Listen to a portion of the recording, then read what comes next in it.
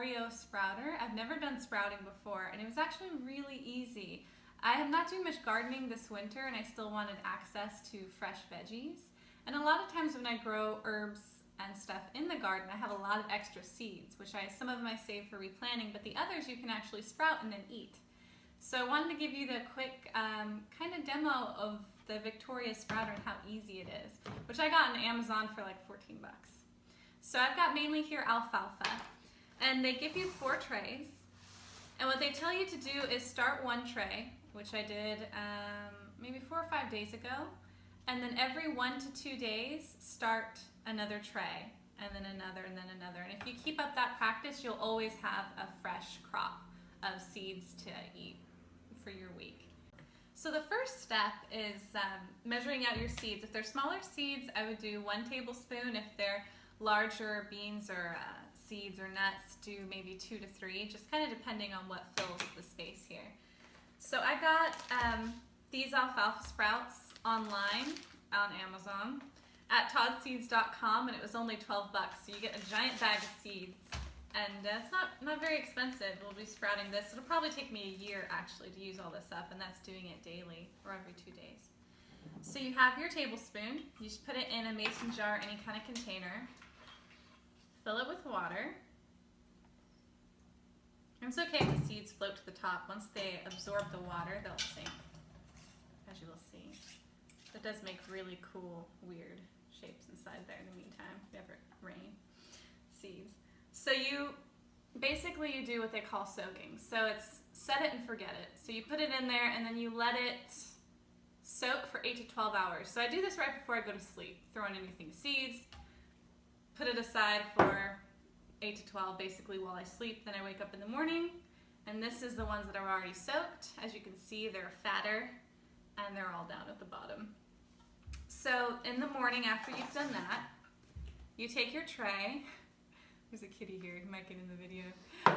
You take your tray, and a lot of people have those small mesh strainers. You can use a strainer to strain this and rinse.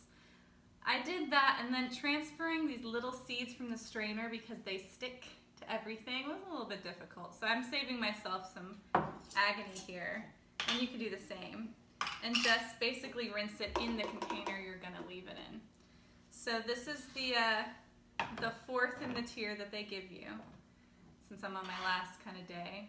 And actually, I'm gonna harvest these today, so I'll have an extra one for tomorrow.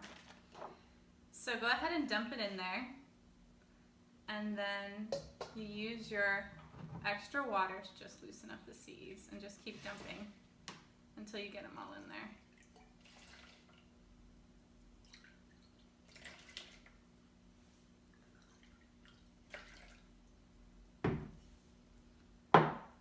So you've got your seeds in there and they're draining.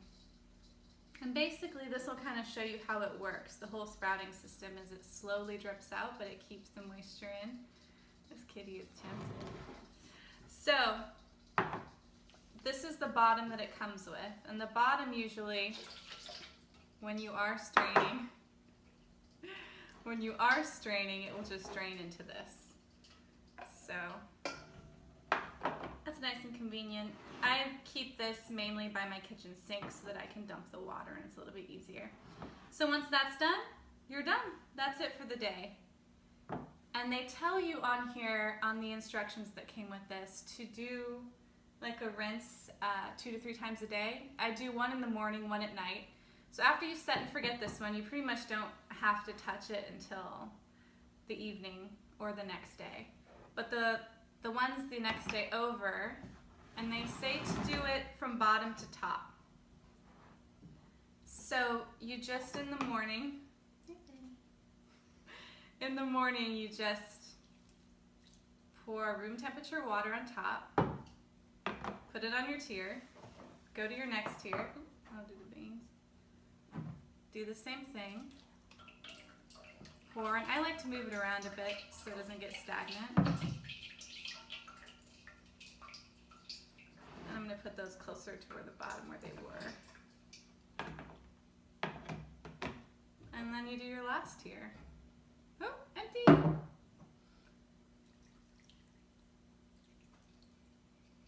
And then what's what's nice is that the water drains each tier all the way down so that it's keeping all of them moist.